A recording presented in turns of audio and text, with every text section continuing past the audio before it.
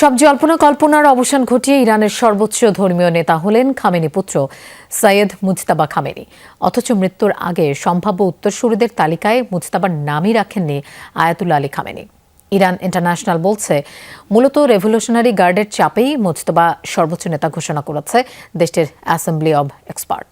Rainbow all rounder exterior পে বাড়ির বাহিরের দেয়ালের সুরক্ষা নিয়ে থাকুন নিশ্চিন্ত।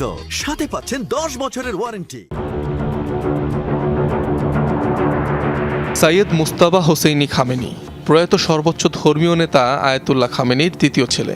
অবশ্য সন্তান হলেও তাকে সম্ভাব্য উত্তরসূরিদের তালিকায় রাখেননি আয়াতুল্লাহ আলী খামেনি। কারণটা স্পষ্ট, নেতা নির্বাচনে উত্তরাধিকার প্রথা ইরানের রাজতন্ত্র বিরোধী গঠনতন্ত্রের সাথে সাংঘর্ষিক।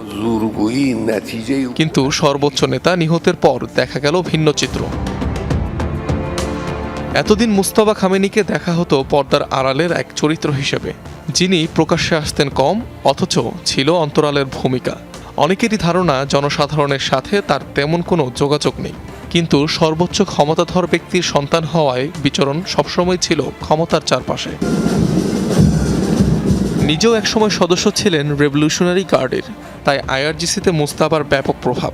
এছাড়াও এলিট বাসিস ফোর্সে রয়েছে আধিপত্য।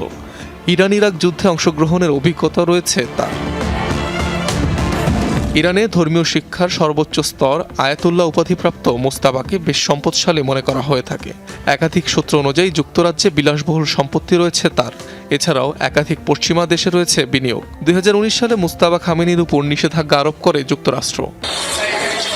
শনিবারের যৌথ হামলায় খামেনির পরিবারের মধ্যে বেঁচে যাওয়া একমাত্র সদস্য মুজতাবা খামেনি। অনিক রহমান, যমুনা নিউজ।